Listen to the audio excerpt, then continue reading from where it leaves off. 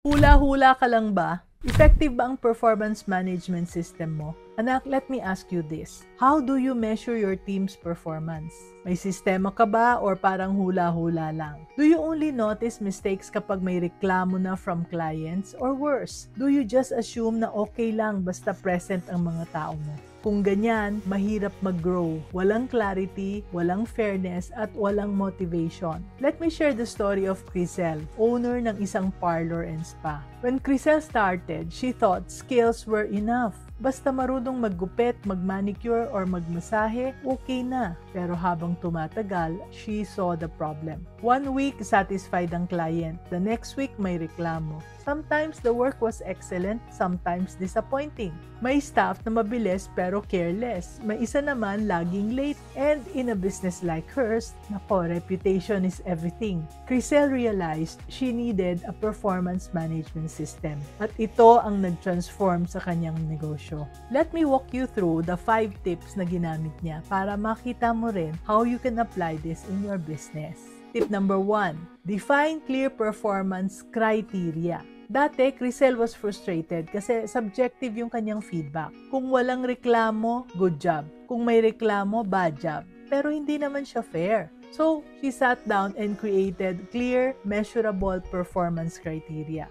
She set KPIs, Key Performance Indicators, para sa mga nail techs, sa client satisfaction scores ang ginamit niya. For stylists, service time and quality. For massage therapists naman, punctuality and repeat bookings. At first, hesitant ang staff. But when they saw that the KPIs were clear at saka consistent, naintindihan nila. Now they had the target. Hindi na sila guessing game. They knew exactly what was expected from them and they could see how their performance connected to the business goals. That clarity changed everything. Next is tip number 2, develop a regular review process. Crisel learned the value of regular reviews.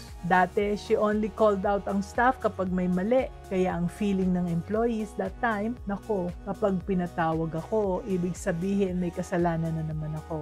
But when she implemented regular reviews, monthly check-ins, everything shifted. Instead of waiting for problems, she sat with each staff to talk about progress. One time, yung kanyang nail tech had an excellent satisfaction rating, pero mabagal ang service time. Kaya sa review, hindi naman niya siya pinagalitan.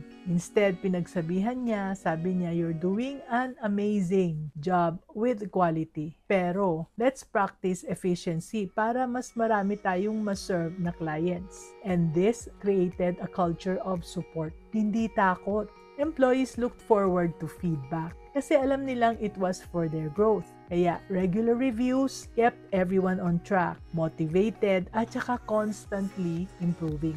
Ito, tip number 3, incorporate the 360-degree feedback. Ano yon? Hindi lang feedback from the boss ang importante, pati feedback from the other members. Instead of yung kanyang voice lang ang naririnig ng mga tao, feedback also came from yung mga kasamahan sa trabaho at saka sa mga clients as well. For example, one stylist got comments from coworkers. Ang galing mo sa cut pero minsan hindi ka agad naglilinis ng station. Tapos meron din silang nakuhang comment from a client. Maganda ang gawa pero sana mas friendly siya. At first medyo uncomfortable, di ba? But because the process was constructive and sometimes anonymous, the staff learned to embrace it.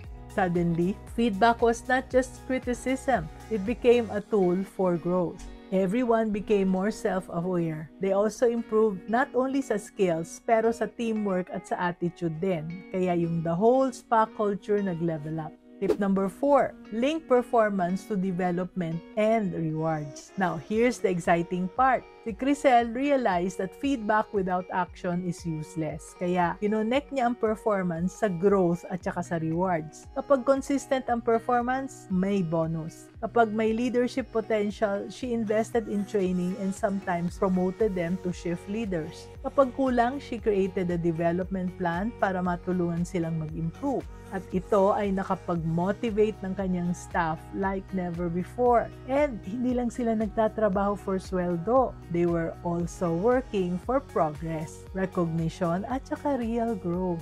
Every effort was rewarded. Every achievement was acknowledged. And alam mo ba, the staff became more loyal. Mas engaged sila, mas proud sa trabaho nila. Kaya eto, tip number 5 naman, no? Last tip natin. Ensure transparency and open communication. Si Crisel focused on transparency. She explained clearly kung paano nagwo-work yung system na yon and how performance was measured, how decisions were made. In-encourage din niyang magtanong ang mga tao. She welcomed suggestions and she made sure na walang favoritism. Everyone understood the process. Now, this built trust. Employees knew na hindi siya basta-basta gumagawa ng decisions out of her mood lang. They trusted the system dahil open ito, consistent, at fair. One time, may staff na nagtanong, "Ma'am, bakit siya may bonus?" And instead of feeling defensive, Crisel showed the KPI results and explained, "This is why. And here's how you can also get there." So, naintindihan ng empleyado and instead of feeling jealous, mas na-feel niya yung pagiging motivated. Yan ang power ng transparency.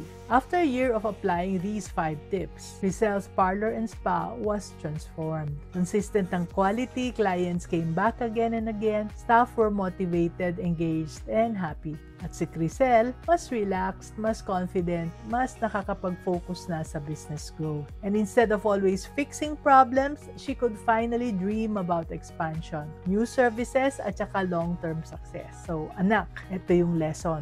Performance management systems are not about control.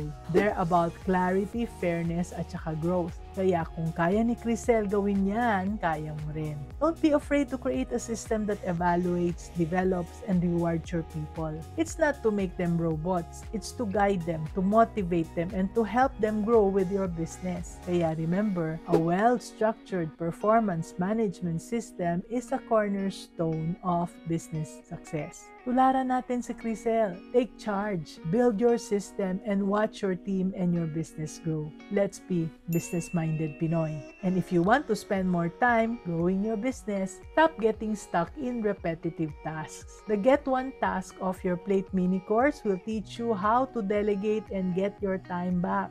Check the link in the comments below.